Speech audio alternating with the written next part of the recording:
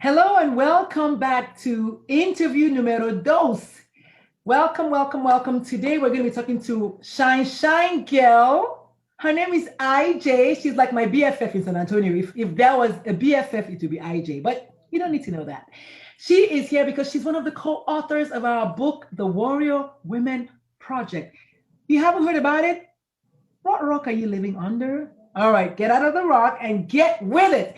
EJ is going to talk to us today because we're doing our author spotlights. So EJ is going to tell us all about the why, the what, the when, the who, the whatever, right? Of being an immigrant woman. So IJ, welcome to the show. How are you, sis?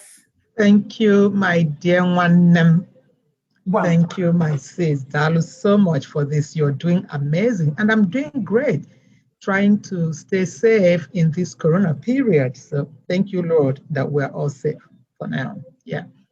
And I love the twist of thank you one name. So if you don't know yet, we is Igbo girls. We're IGPO, Igbo women. And so it's okay for us to, add a little Igbo here and there. As a matter of fact, when you read my piece of the book, you will see all sorts of Igbos, honey. Because I don't play. As a matter of fact, I asked my dad, I said, Daddy, what does Onye Kwere, Chia Kwere, what does he mean? He was like that. I said, okay, very good. I use it in the right context for my book. That's how we do, honey. You got to go figure out the meaning of that. But that's how we do. So, IJ, welcome, welcome, welcome. I'm so excited. So, where do you want to begin? Why are you writing this book? What are you doing Wow. in this book? You know, um, it's good to tell your story to people, because I'm a big proponent of empowering people, not just the women, but everybody, and not just the immigrants, but everybody, because right here where we are, we have some persons who have been beaten down that they need to be upheld. So the reason is, if I could do it at my age, and with all the baggages of an immigrant, anybody, anybody, it doesn't matter where you're from. You could be from United States, you could be from out of United States. You could do it if you believe that you can. It may not come easy, but it is doable. You're going to have some obstacles on the way. Let those obstacles be your springboard on which to fly. Let it be your catapult that shoots you further.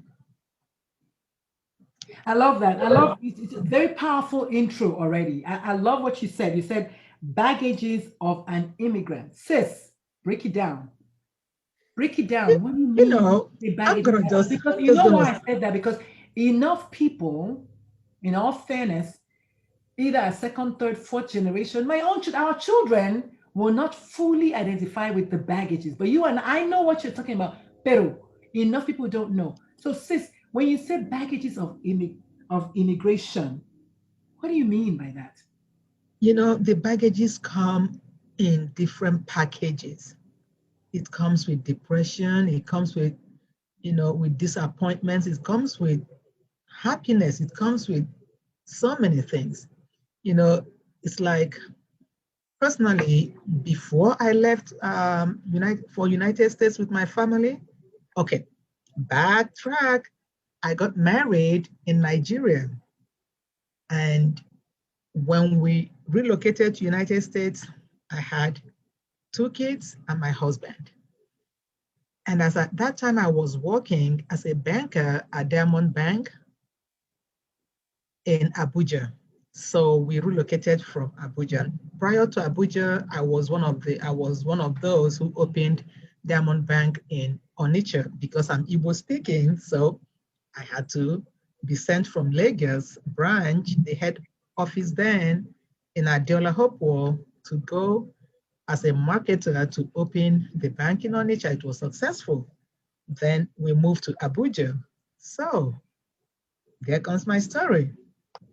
Um, about 1997, you know, we moved to Abuja. Then by 98, it was like, it's about time to relocate because of the uncertainty of the country. And then I was struggling really bad. Like, do I leave my job? But again, we got to think of the children, you know? So if I had my job, what about the kids?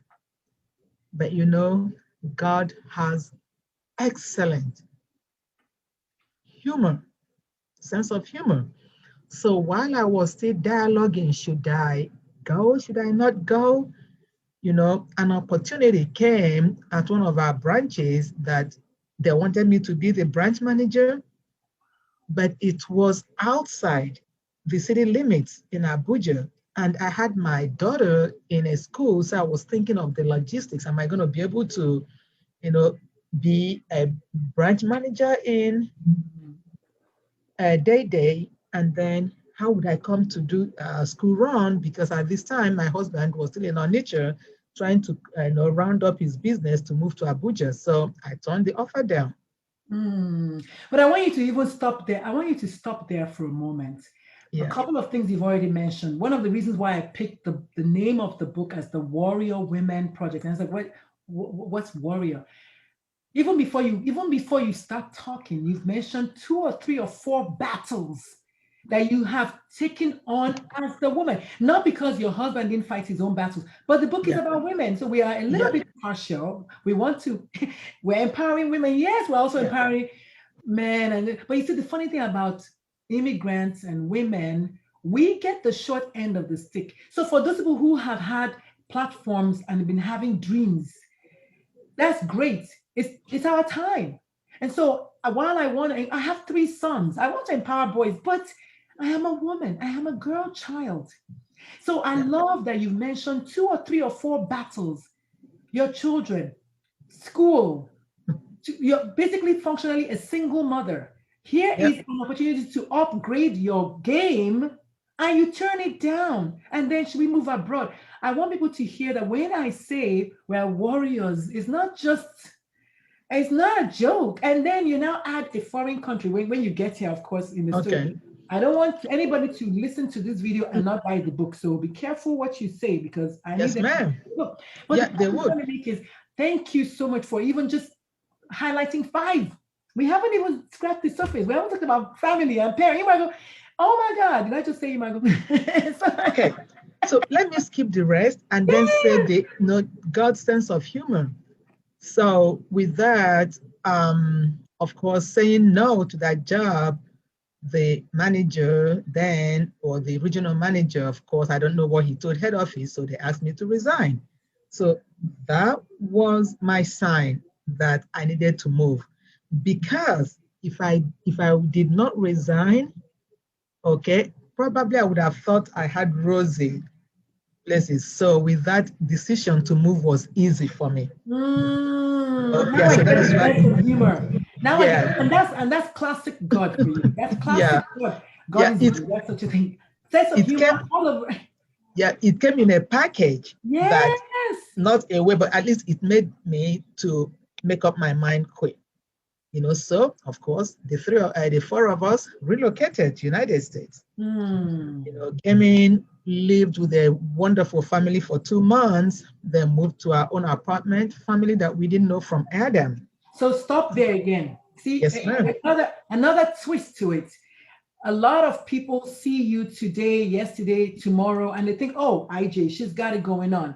This is so critical that you mentioned that when you came, you lived. Imagine you, 5 of you or more, I don't know how many you are, 4 of you with another family who have their own mortgage, I think, but everything. So this is so amazing because a lot of us do that. When I first came, I came single, that's true, but I stayed with my aunt in Brooklyn, New York on Mhm. Flatbush Avenue. I'll never forget that. And that part made the cut to the book. When you read the book, you will know. I can't tell you any much more, but the point I'm trying to make is this is exactly how we come here and we just make it. We have this sense of urgency and determination and confidence that we're going to make it. And then we just bulldoze our way. So without giving us too much details, I want you to Mhm. make a connection between who you are today Yeah, and that woman who lived in that house with that family. yeah. You know, the lady is strong. Sadly, she's late now. She passed from cancer.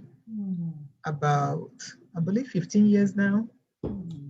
Yeah, but you know, she was nice to us, you know, did show me the way, you know, and of course, coming with family, you don't want to live with someone for a long time. Okay. Yeah, you just want to move on. So my family, we relocate. I mean, we moved out onto an apartment. We shared a car. Houston area is not like northeast of United States. So it's like you have to make it work because public transportation in Houston area is not fantastic. You know, so we went through the hoops and it came to what job. And of course, you got to get what you want for the time being to get going. Ijoma does not like to cook. Okay. And the first job I got was at a salad bar, $5.30 an hour. I took it, then got another job at Sam's Club, $7.10 an hour. I did ask the salad bar to to streamline my schedule so that I have specific days so I could work, do both jobs. But they said no. Thank God I cut my hand, cut my finger. So that was a quick decision again. So I'm going to leave the part of the finger because I was like, I know it was an accident, right? IJ. Was it an accident? Was it a convenient accident? Was it a real accident? it was a real accident. I love this. And if you're watching, I want you to comment, leave a comment below of how the story so far is identifying with you or someone you know, because the whole idea of the book is to showcase these women as regular people who just got together to do something Yeah. extraordinary. So, We need a lot of vulnerability to share these stories, and these are very personal stories. I yeah. mean, I don't know if you can understand how hard it can be to come from a foreign country Mhm. and then live with another family. Family. So 8 people. I mean, God bless that family. Amen. And then, ironically, you mentioned Houston, and you did not know that one of the co-authors, Dr. Manisha, her family grew up in Houston. So who knows if you guys were probably on the same street? You Who know how? knows? Yeah. But anyway, so that was it. I now moved on to just the other job. But within this interim, I had applied to United States Navy, took the test, passed the test, of course, got sworn in. However, the logistics, I was to be shipped to Springfield, Illinois for 8 weeks of Training, PT, physical yeah. training. When the letter came, what I was offered wasn't what I expected. So because I didn't come with my transcript and all this. So anyway, so I was honorably discharged from them. So now it's like, what do we do? So it's like, I thought of, okay, teaching. I had taught a little bit in Nigeria while I was doing my master's degree and right after youth service.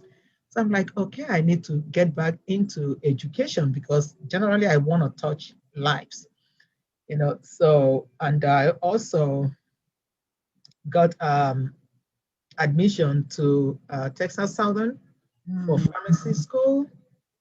My husband got the same. And of course, it's like, okay, I'm like, okay, let me step down while you go, while I. I want whoever is watching to follow this woman and Yeah. the sacrifices. And it's not in a negative way. It's just No, this is another it's this, not. like multiple, just back to back to back. Okay, Yeah. we both got accepted to pharmacy school. I'll let you go while I'll do whatever. And then you also Yes. mentioned a master's degree even before you came. Yes, People ma'am. don't realize when people say that, first of all, African American women historically are the most educated people in the US. But on top of it, Nigerians are the most educated people in the world. So this woman here is both. It's important, and look at the humility. I want people to understand that you came with a master's degree and worked Absolutely. at Sam's Yes, Club ma'am. and worked at a coffee shop.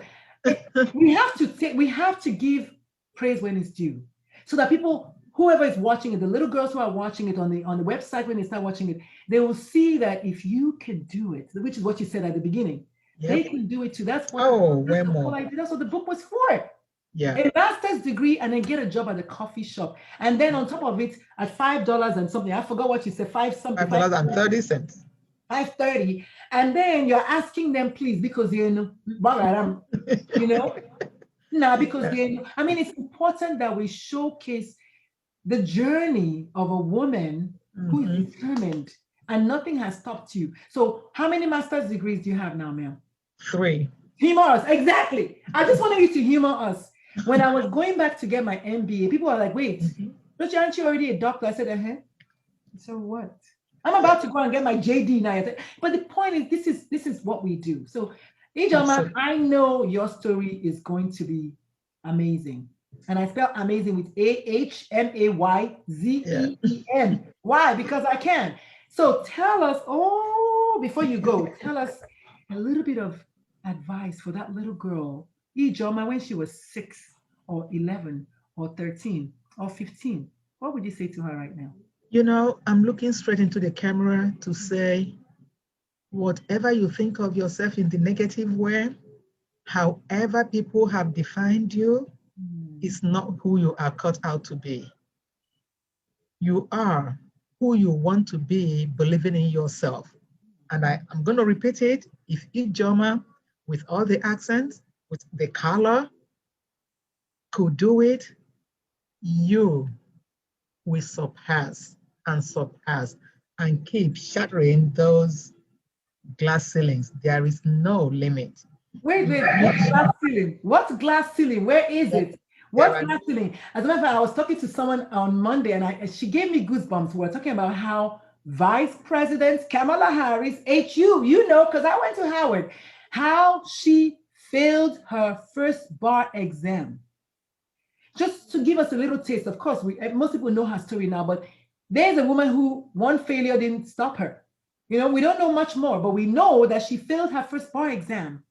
And so failure, what is that? Glass ceiling, where is it? You're only your imagination. absolutely, Right? absolutely. So, guys, you can do it. I don't want to stay here and say some negative things, but negativity, when someone is negative for you, get positively angry. Amen. When you're positively angry, you prove Oh, that person wrong and you thank the person for making you positively angry, because if you were not angry, you would not have moved. Just one thing amen. I want to say. Go ahead. Yeah, when I went for my first ever job fair, guys, my accent was not like this. It was a lot thicker than this, okay? I know I still have an accent, but then you could barely hear me very well or understand me. Okay, I went for my first interview. The guy looked at me, oh, you have great qualifications. But I wonder if my students would understand you. So think of it, an immigrant, woman. I felt like crying, but I'm like, no, I need to prove this guy wrong. And thank God I did. My students really helped me. Let me tell you guys this story. So you basically got positively angry, is what you're saying right Yes. now. Yes, ma'am.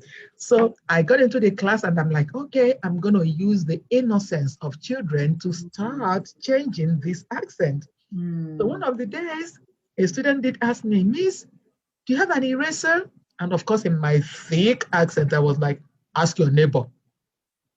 And the poor child, I could see the confusion on her face, and she kept, her mouth, neighbor, neighbor, neighbor, like trying to make out what What I are you said. saying?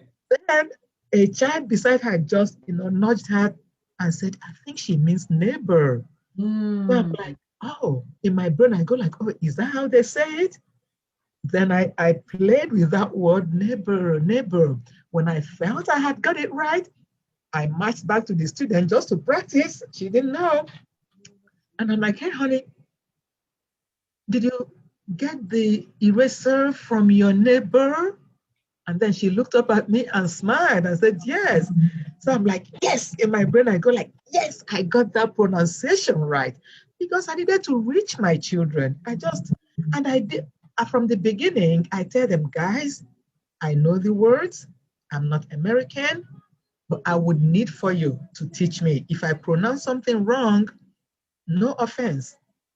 Gently tell me with all respect, I'm going to spell it out, and you teach me, because if I learn it, I've learned it, right? And of course, again, I struggled with, you know, American way of saying things, like even spelling, like maybe Spelling, yes, even most English spelling. class, I would write an essay. The teacher would be like, "Oh, you did your essay is great, but your spellings," because I would spell like color, Oh, you are L-O-U-R, exactly. I knew you were then going there. then Parlor, parlor, then L-O-U-R. check, CHEQUE. And but hey, but I'm grateful because guys, it's been amazing. Because if I didn't like it here, I have an option. So for me to stay here means that I like it despite the obstacles on the way. I love it here. That is why I am here, because believe it or not, this country is one of the best countries. This is where you can be who you want to be Hmm. if you really work hard. Dexterity, do not push things away. Do not let anybody define you. No one has the right Hmm. to make you believe that you are who you are. No, they could have that option. It is okay. They could have the opinion in their brain. It is okay. But you are not yielding to their belief. Hmm. You will define who you are and who you want to be. Okay? So, Wow.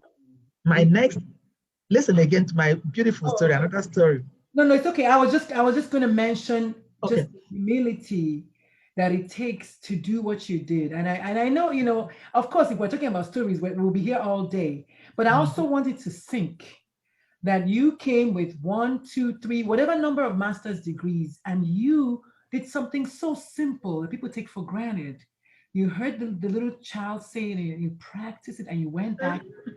Isn't that what we're talking about? Like Yeah. literally, if you had been proud, you would probably never have learned it, and it may not be a big deal in the grand scheme of things, but it was a Mhm. big enough deal for you then. Oh, You sure. connect to those kids, and so I don't want to rush to say something else, Mhm. because it's important that people understand what it takes to be that human being with all of your education and all of your ups and downs and what all you've been, and still to come then when you say the wisdom of a little child, it's not a joke. It's not a joke. So thank you for sharing that, because again, this is what I wanted the book to be. Even if you can't write every single thing, but at least people need to meet you and know, oh yeah, that's who wrote this or whatever, I don't know, Yeah.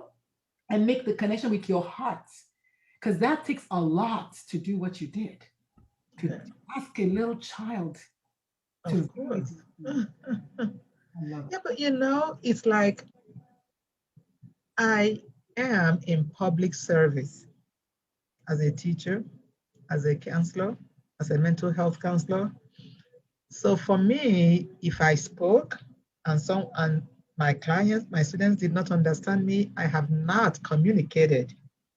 So most importantly for me as a teacher is I needed to communicate with my kids, because that is the essence of teaching. If I taught and they didn't understand, so I know I may not be able to change the accent, but at least I should be able to speak in such a way that my students would at least understand me. And now, I mean, more so as a counselor, mental health counselor, you're not going to be counseling someone and the person does not understand you. So I really am grateful to my students, Yes. because they did. It's like up to today, I still struggle with some words like SHEET. I have to practice it in my brain to be like shit, because Mhm. if not, you will call it a bad word. Or, Uh-huh. or going to the beach. I Mm. tell them upfront, listen, I struggle with these words, or even with the number 14, because are you calling 14 or you're calling 40? Mm. So I let my students upfront know that, so that, and I tell them, if I call a number as a math teacher, if you do not get it, tell me. I will tell you 1 4 or 4 0, 1 3 or 3 0. Because guys, you know, or even calling words with R, you know, in my country, I would just say, oh, she's thinner than me. Everybody understands it. but Yes. like, Yeah. yeah, she's thinner because we Mhm. don't call it that way. No one is gonna know. I'm so So, proud of you. I'm so proud of you. I'm really, I've known you, I don't know, going on 10, 12 years now, but yeah. this was a part of you that I didn't know. And I always like to say we are connected by our storylines. It's Mhm. important more than power lines, storylines. Once you start telling a story, you see people that are, oh, wow, oh, me, oh, you too, yeah, me too. And so in closing, EJ, I want you to Rieya, ngoya. I need you to understand that you are blessed amongst women. It's not, I don't take this lightly, also because you're my friend, but more so because what you just shared with us today is so deep. It's so deep. It's the bare skeleton level of an immigrant. When you're talking about the decision to even come and then coming and dealing with these little things, which could have easily in anybody, maybe even me, I was like, nah, you don't understand me, now, Sabi. Not everybody's going to do that. But Yeah. you have gone and crossed the threshold and said, no, I need to communicate because it is key. So thank you so much for coming and sharing. If you're listening and you haven't decided yet to buy the book, I don't know what you're waiting for because we have a website coming up. It's going to be called the Warrior Women Project.com. We're going to have you can pre-order the books very soon. Just kind of stay tuned. Share this video, invite your friends to like this page, and let's make this thing a movement because as far as I'm concerned, in my head, it's a movement already, and more to come. So, IJ, thank you so much. Thank you for coming and sharing with us today. Darling, want them for the invitation. All right, everyone. So stay tuned. We have more stories coming. We have more women coming to bear out their hearts today. It is going to be awesome. Again, my name is Dr. Lulu, aka the Mom Nutrition. I'm the creator of the Warrior Women Project, and I'll see you soon. Bye. Bye, dear.